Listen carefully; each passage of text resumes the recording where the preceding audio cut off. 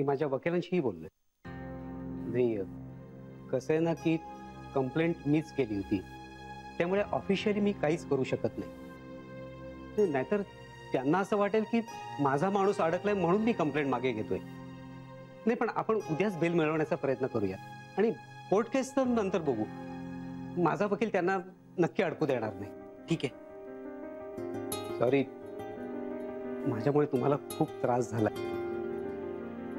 नाही, मला जर का हे आधी माहिती असतं ना की माधवराव तिकडे जाणार आहे तर मी स्वतः त्यांना रोखलं असतं. पप्पा मी समजू शकतो, पण आता जे झालं ते झालं. यातून आता कसं बाहेर पडता येईल ना याचा विचार करूया आपण. नाही, हे होणार.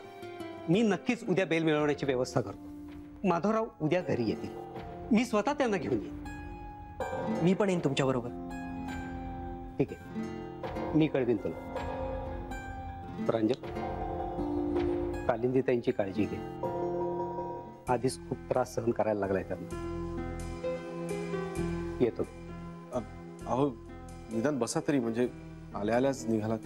हो, मी ऑफिसमधनं थेट इथं चाललोय आणि घरी जाऊन मला जरा वेणाशी बोलायचंच. येतो मी. पप्पा मी बाहेरपर्यंत येते तुम्हाला सोडायला. ठीक आहे, चल.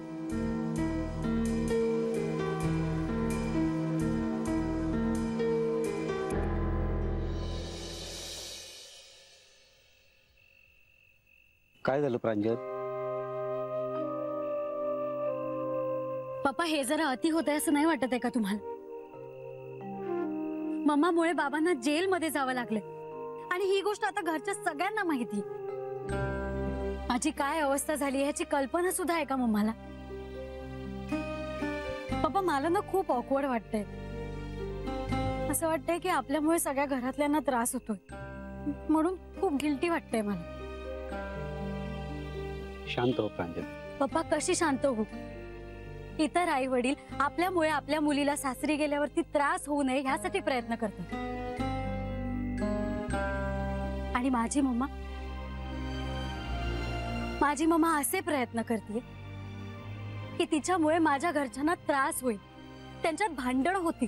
ती हे का करतेय हे कळत नाहीये का तुला? कळतंय ना मला पप्पा, मला कळतंय, घरातल्या सगळ्यांना कळतंय, पण सगळेच शांत आहेत. एका अक्षराने सुद्धा कोणी काही बोलत नाही. पप्पा त्यांनाही राग येतच असेल ना, पण त्यांची तरी काय चूक आहे? प्रांजल, तुझ्या मनाची अवस्था मी समजू शकतो, पण माझ्या हातामध्ये काहीच नाही राहिलेलं ग. पप्पा खूप चांगली माणसं आहेत म्हणून टिकले. मम्मा जेवढ्या पैशांसाठी यांना ब्लॅकमेल करते ना, तेवढे बाहेर लोक हुंडा घेतात, आणि माझ्या समोर मम्माना त्यांना काही बोलता सुद्धा येत नाही. सगळे मन मारून सहन करताय. अंजल, आपण काय करू शकतो? आपल्याकडनं जे काही प्रयत्न करता येतील ते आपण केलेले नाहीयेत का? नाही, तेच तर मी म्हणते ना. आपण आता तिला नाही कंट्रोल करू शकत, पण अशी एकच व्यक्ती आहे जी तिला हँडल करू शकते. कोण? तुम्हाला चांगलंच माहिती आहे मी कोणाबद्दल बोलते. मी तिला आता इथे बोलवून घेणार आहे. तीच मम्माला असं वागण्यापासून थांबवू शकते. हो, मला माहिती आहे, पण त्या नाही येऊ शकणार. पप्पा हो, असं का म्हणताय तुम्ही? ती नक्की येईल. आपण तिला सगळी परिस्थिती समजावून सांगूया ना. माझी खात्री आहे ती नक्कीच येईल, कारण मम्माचं हे वागणं तिलाही पटणार नाही. ठीक आहे, तू कर प्रयत्न. तसं झालं ना तर मला आवडेलच. All the best.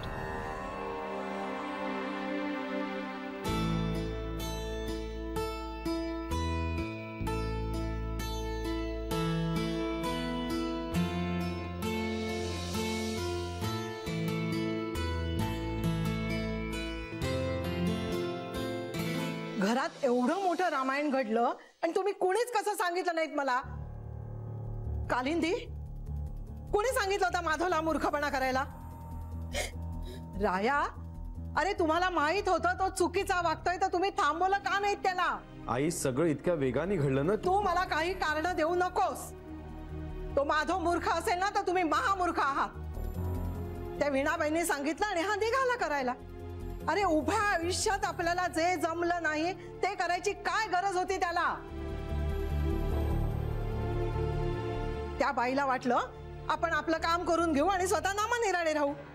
हे म्हणजे पाहुण्याच्या काठीनं साप मारण्यासारखं झालंय. गाया, तुझ्या लग्नाच्या आधी आपल्या घरात असं कधी घडलं होतं? तुझं लग्न झाल्यापासून आपण फक्त त्रास आणि त्रासच सहन करतोय. अरे प्रत्येक वेळेस असं वाटतं आता कुठचं नवीन संकट समोर येऊन उभं राहणार आहे.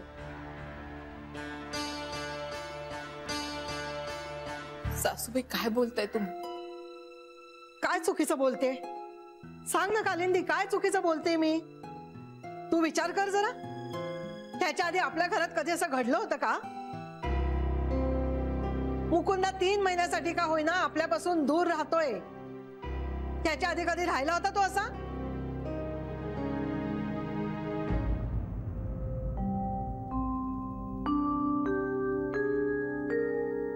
प्रांजल,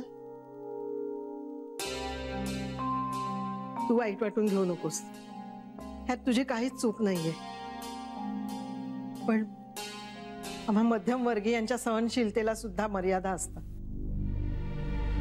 हो ना? आणि किती दिवस असं सहन करायचं? आता हे थांबवलंच पाहिजे. आणि काय रे मंग्या, माझी अशी ओळख आहे तशी ओळख आहे म्हणून मोठा दिंडोरा पिटत असतोस. आता कुठे गेलेत तुझ्या ओळखी? आई, अशा प्रकरणात ओळखीचा काहीही उपयोग होत नाही. बेल मिळाल्याशिवाय दादा घरी परत येणार नाही आणि ती आज मिळणार नाही, उद्याच मिळेल. तेव्हा तू आता प्लीज शांत राहा. अरे शांत राहा म्हणजे काय? माझा मुलगा तिकडे पोलीस चौकीत बसलाय गुन्हेगारासारखा. त्याची काही चूक नसताना त्याच्या आजूबाजूला कोण गुंड मवाली असतील काय माहित. नशीब यांना अजून कळलं नाही, नाही तर सगळं घर डोक्यावर घेतील. आजी, आजी तू बस इथे ये. बस. हे बघ, बाबांना तिथे काहीही त्रास होणार नाही. काकाने तसा बंदोबस्त केलेला आहे. आज त्याच्या ओळखीचा आपल्याला फायदा असा नक्कीच झालाय. बघ, बाबांना तिथे सराईत गुन्हेगारासारखी वागणूक नाही मिळणार. तू नको काळजी करू. हा,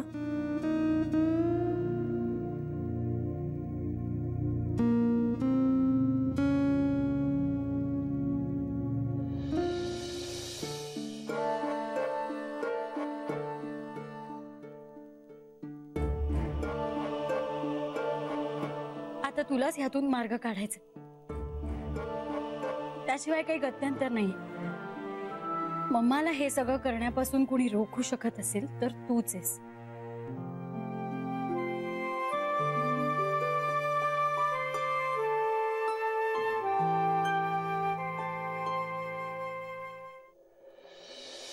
हॅलो मोठी मम्मा, कशी आहेस? नाही अगं, मी तुला कशी विसरेन. आठवण तेव्हा येते जेव्हा आपण एखाद्याला विसरतो, आणि मी तुला विसरणं शक्यच नाही. मी ठीक आहे, पण तू जर का इथे आलीस ना तर मला अजून जास्त बरं वाटेल. हो ग, नाही मी आल्यावर सांगते ना तुला सगळं. आता मला तुझ्या मदतीची खूप गरज आहे.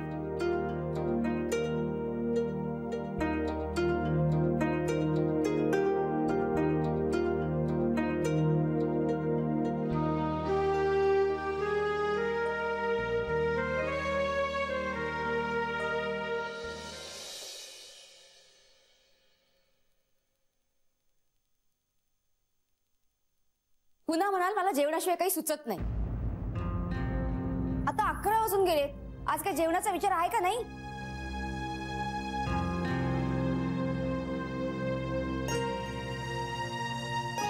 ऋता, सकाळी कामावर गेलेले आपले सासरे अजून घरी का नाही आले असा प्रश्न नाही पडला का ग तुला?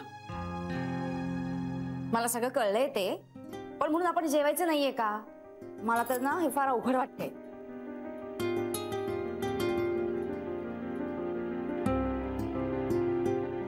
आई,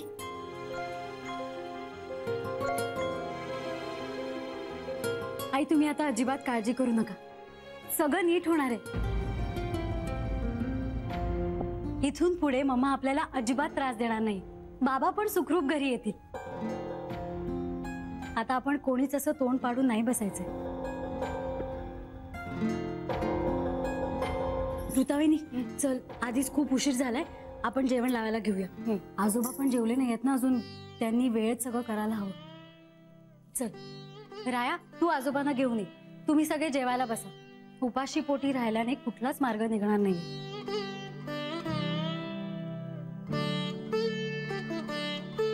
आई, खरंच काळजी करू नका. मी मनापासून सांगते, फक्त आजची रात्र. उद्यापासून बघा कसं चित्र बदलते ते. चल वहिनी.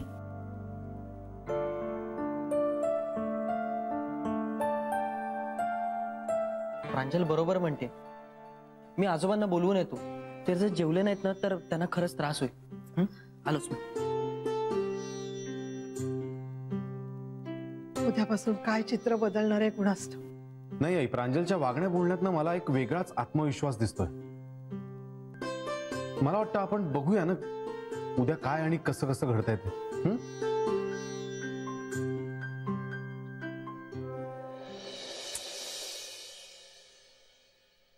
बाई बाई बाई बाई, झाली का हो माधवरावांची सुटका? हा, तुला फार काळजी असं दाखवतेस. हो म्हणजे काय, मला काळजीच वाटतेय. सांगा ना. ही काळजी नाहीये, भीती आहे की आपलं नाव त्याच्यामध्ये कुठे यायला नको.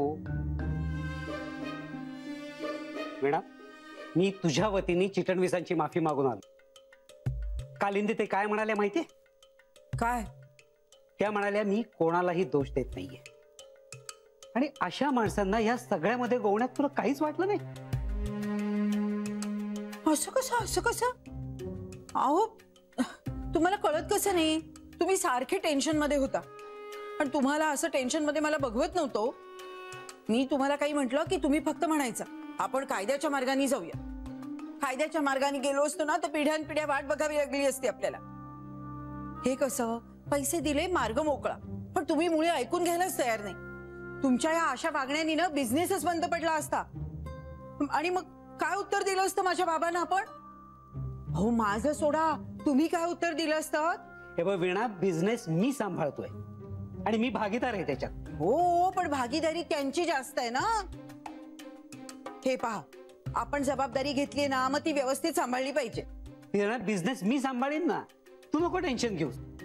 आणि तू जर काही इंटरफिअर केलं नसतंस ना तर आज तो करप्ट ऑफिसर जेलमध्ये असता, माधवराव नाही. बाई बाई बाई बाई, माझं ना या घरात कुणी ऐकूनच घेत नाही. माझा उद्देश कोणी समजूनच घेत नाही. तुम्हालाही असंच वाटतं ना मी हे सगळं मुद्दाम करते म्हणून? बाई बाई बाई बाई बाई. वीणा, आता रडून काही उपयोग नाहीये. जे झालं ना ते होऊन गेलं. आता यातनं बाहेर कसं पडायचं ते बघू आम्ही. वीणा, आणि तुला असं वाटत होतं ना की वाद घालून, शब्दा घालून सगळेजण आपलंच ऐकतील, आम्ही कोणीही तुला जिंकू शकणार नाही असं वाटत होतं ना तुला? तेव्हा आता तुला वठणीवर आणणारी येणार, लवकरच येणार. बघू ना तेव्हा तू कशी उत्तर देतेस ते.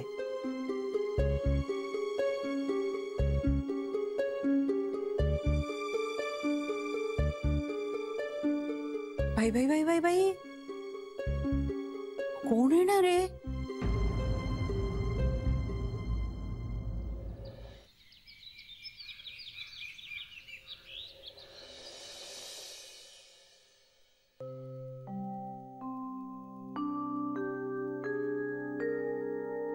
काय ग कालिंदी, रात्री झोप नाही लागली का? तुम्हाला झोप लागली? तुम्ही किती कडवटपणे बोलत असलात ना तरी हे सगळ्यांच्या काळजीपोटीच बोलते हे कळतंय आम्हाला. अगं काळजी तर वाटणारच. तिथे तो पोलीस चौकीत आहे. काय झालं असेल त्याचं कोणास ठाऊक. कधी घरी परत येईल तो? तुम्ही प्लीज काळजी करू नका ना. उल्हासरावांचा वकील आज जाऊन बेलची अपील करणार आहे. दादा आज घरी येईल. अरे तुझा भाऊ तिथे पोलीस चौकीत आहे आणि तू इथे हातावर हात आणि पायावर पाय टाकून बसलायस. नाही मग काय करू. सारखं सारखं ते लोक भेटायला जाऊ देत नाहीत. त्यांचेही काही नियम असतात. भाऊजी जर का आज बेल नाही मिळाली तर काय होईल? म्हणजे त्यांना पुन्हा तिथेच राहावं लागेल. बघा वहिनी, ते वकील आहेत, ते बघतील ना. तुम्ही का काळजी करताय? मी पोलीस स्टेशनला चाललोय. भाऊ काय होतंय का? रया थांब, मी येते तुझ्या बरोबर. नाही नको आई, तू नको येऊस. तुला तिथे नेलेलं बाबांना आवडणार नाही. ते तिथे प्रॉब्लेम मध्ये आणि मी इथे नुसती बसून राहू का? आई तू माझ्यावरती विश्वास ठेव. मी आज बाबांना नक्की घरी आणीन.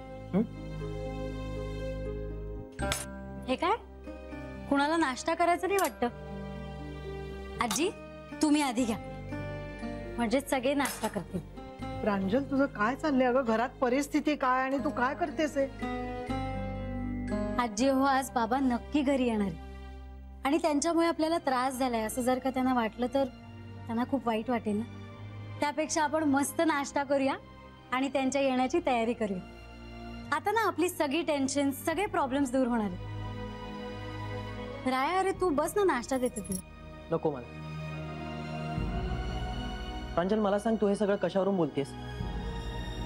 कळेल लवकरच कळेल. सरप्राईज आहे. अरे हो राया, एकच मिनिट थांब.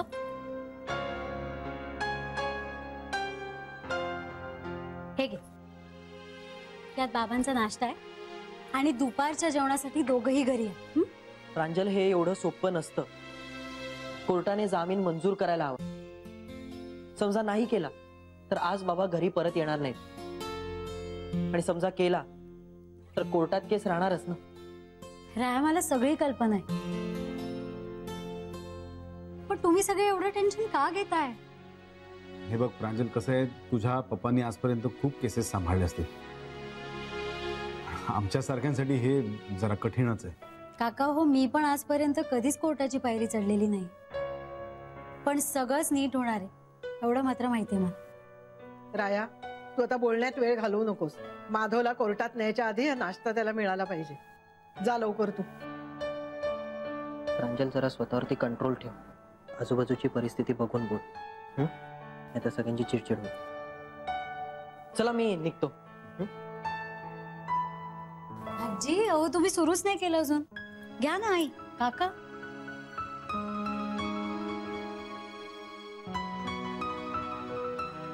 गुळाचा शिरा आई खूप वर्षांनी झाला नाही आपल्याकडे.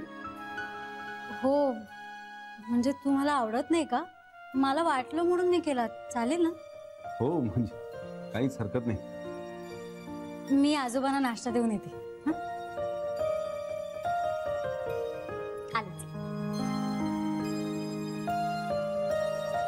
सगळ्या गोष्टींचा परिणाम झालाय की काय हिच्यावर?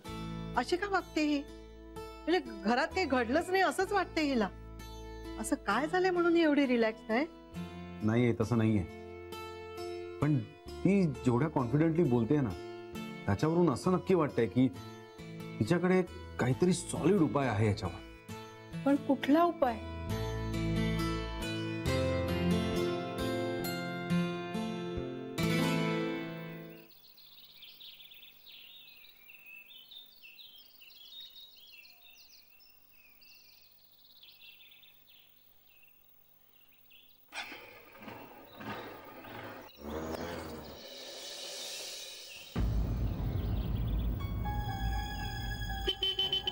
थांब रे जरा.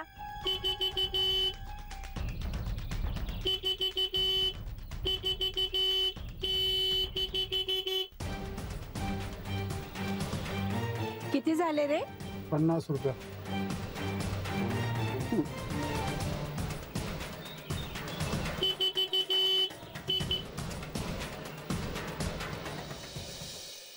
एक काम कर, मी तुझा हॉर्न दाबून ठेवते, तू रिक्षातलं सामान काढ. चालेल?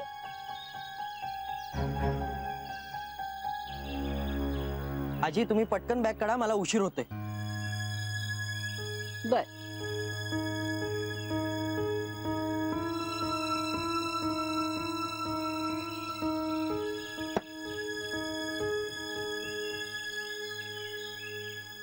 जा रे बाबा जा.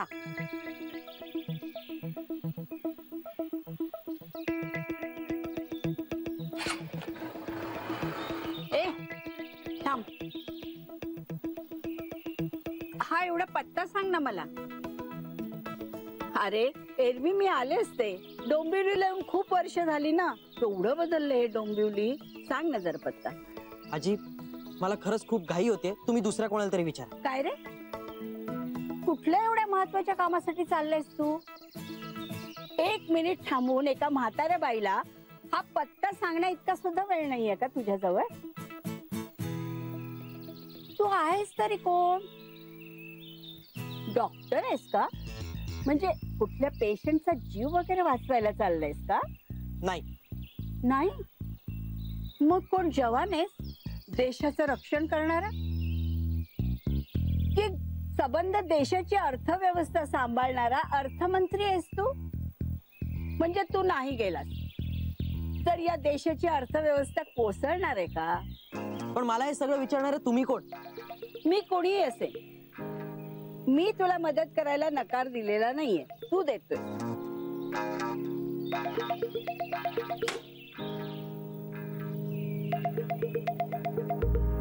बोला कोणता पत्ता शोधताय?